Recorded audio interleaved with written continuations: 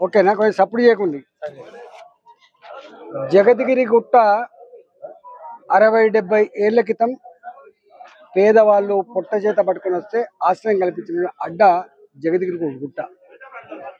ఈ జగద్గిరి గుట్టలో అన్ని కులాల వాళ్ళు, అన్ని మతాల వాళ్ళు, అన్ని ప్రాంతాల వాళ్ళు నివసించేటువంటి గడ్డ.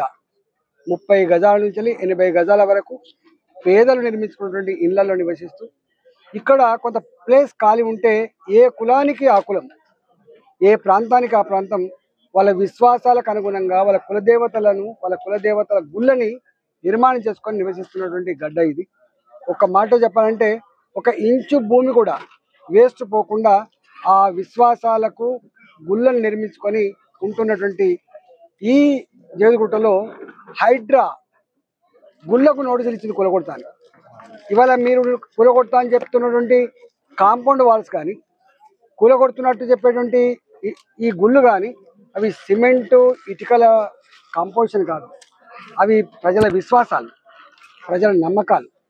నీవు ఆ కాంపౌండ్ వాళ్ళు కూలగొట్టడం అంటే, ఆ గుళ్ళ మీద నీ జేసీబీ దాడి చేయడం అంటే ఇక్కడ ప్రజల విశ్వాసం మీద దాడి చేసినట్టుగా, మా సనాతన ధర్మాన్ని మీద దాడి చేసినట్టుగా, మా గుండెల మీద దాడి చేసినట్టుగా మేము భావించాల్సి వస్తుంది. ఇవాళ నీ ప్రభుత్వానికి ఇవాళ ఏం పోయో కాలమో తెలియదు కానీ నాకు తెలిసిన కాడికి ఎక్కడ కూడా ఇంతవరకు గుళ్ళ జోలికి పోయటం లేరు. ఆనాడు మొఘల్ చక్రవర్తులు, పరాయి పాలకులు మన విశ్వాసాల మీద మన స్త్రీలను చెరబట్టి మన గుళ్ళను కూలగొట్టే ప్రయత్నం చేసిండ్రు. మళ్ళీ నీ ప్రభుత్వం, ఇలా రేవంత్ రెడ్డి గారి ప్రభుత్వం మా 17 గుళ్ళకు మొట్టమొదటిసారి నోటీసులు ఇచ్చి ఆనాటి దుర్మార్గ పాలకుల యొక్క దాన్ని మళ్ళీ గుర్తు చేసే ప్రయత్నం చేస్తున్నావు. ఇది మంచిది కాదు అని చెప్పి నేను డిమాండ్ చేస్తా ఉన్నా. 17 గుళ్ళకి ఇచ్చినటువంటి నోటీసుల్ని బేషరతుగా విత్డ్రా చేసుకోవాలని చెప్పి నేను డిమాండ్ చేస్తా ఉన్నా. ఇక్కడ స్థానిక ఎంపీగా వాళ్ళ కాలుకు మునిగితే పన్నుతో పీకే సర్వీస్ చేస్తా అని చెప్పి హామీ ఇచ్చినా తప్పకుండా జగద్గుట్ట పేద ప్రజానికానికి అడ్డగా ఉంటా.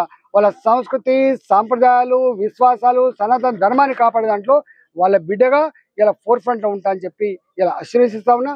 ప్రభుత్వం వెంటనే దీన్ని విత్డ్రా చేసుకోవాలని చెప్పి డిమాండ్ చేస్తాం.